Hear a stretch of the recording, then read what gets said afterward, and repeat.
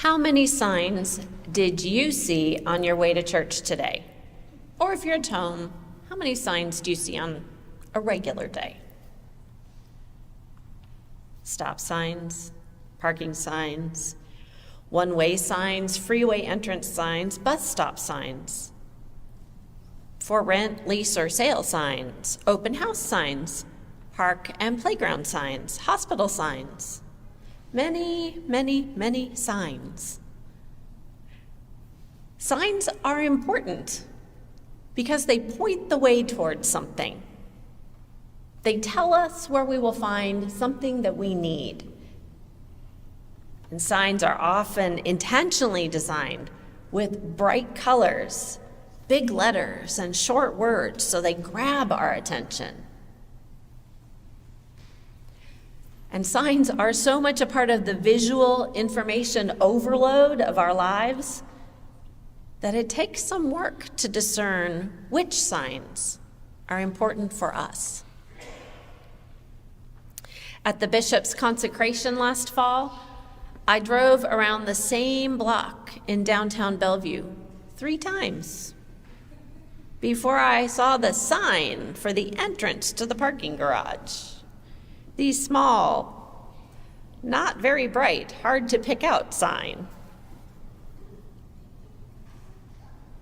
Sometimes signs require interpretation, even when we know what the words mean.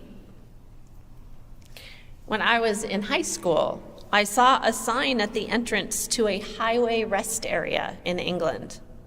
And the sign said, "No football coaches." And I really wondered what the UK government had against those guys on the sidelines with whistles and playbooks. Until I realized that football meant soccer and coaches meant buses. Then it made more sense. They didn't want buses full of rowdy soccer fans flooding the rest area and becoming destructive or violent.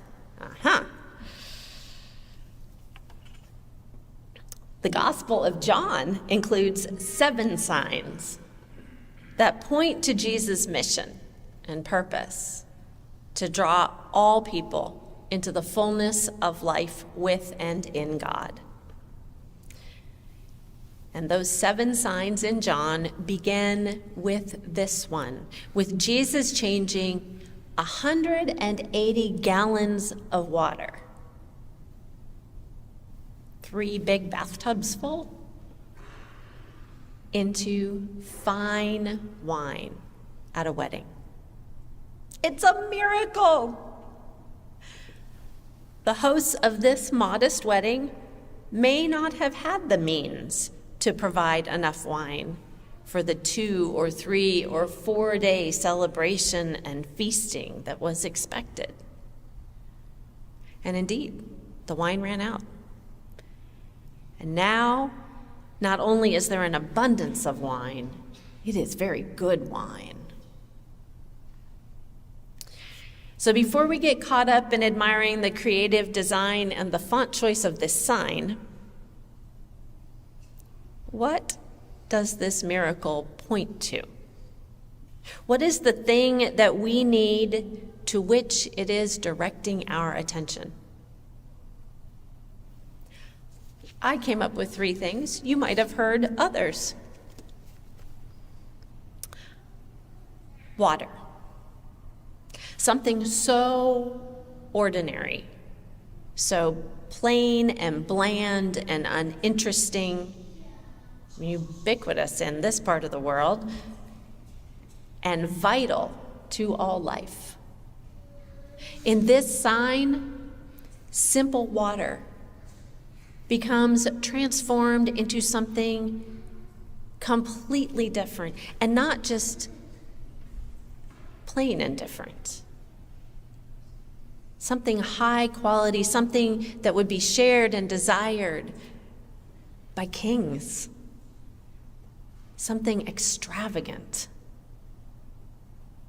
When blessed by the presence of Jesus, breathed upon by God, brushed by the wing of the Holy Spirit, however we think about that moment of holy transformation, ordinary things become remarkable.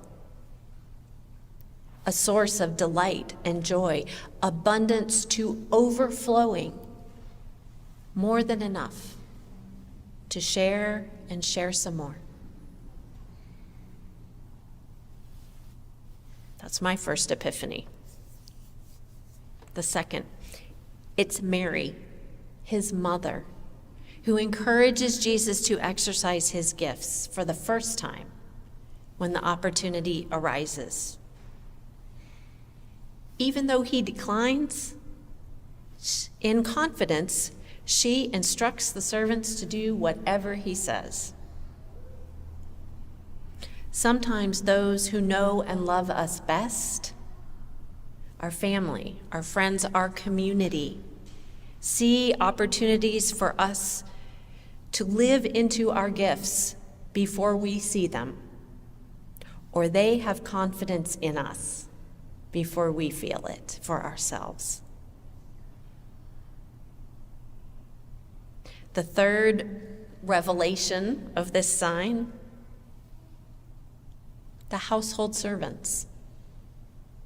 They are the most vulnerable people in this story, and they are the first ones to bear witness to the good news. They know who filled those jugs with water. They know that those jugs, usually used for purification, have just become a vessel of abundance and blessing and joy. Grace and blessing flow from the bottom up. From his fullness we have received grace upon grace. Jesus' public ministry begins with an abundance of joy and feasting, the most simple and ordinary water, changed by God's presence into a blessing for all who encounter it. And the disciples see and believe. See and believe. With this one phrase, seems almost tacked on at the end of this story. John sets up the tension that lingers through his whole gospel. Will we see and recognize the signs of God at work in us and in our world, bringing abundant life for all people? Will we believe because we see those signs? Or, as Jesus asked Thomas at the very end of the story, will we believe if we don't see the signs?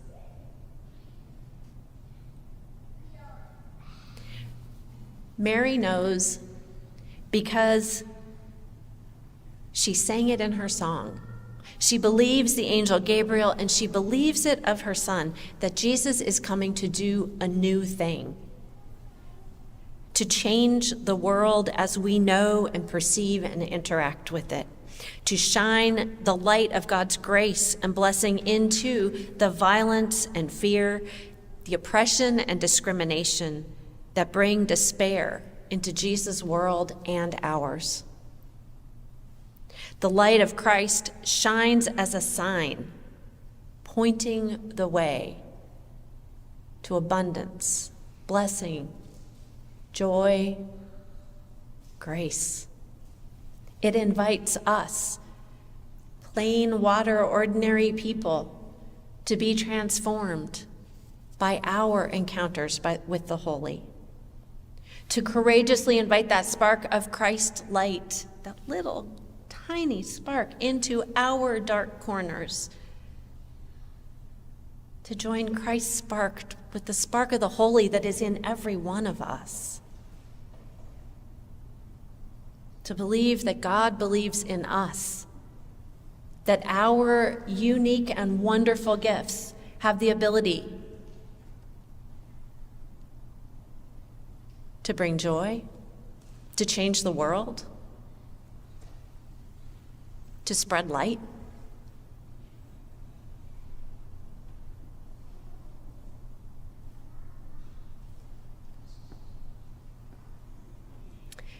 to find wonder and hope at how God is at work, changing us and the world and bringing peace to all people.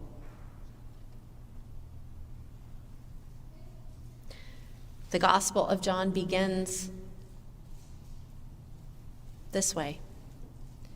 In the beginning was the Word, and the Word was with God, and the Word was God. He was in the beginning with God. All things came into being through him, and without him not one thing came into being. What has come into being in him was life, and the life was the light of all people.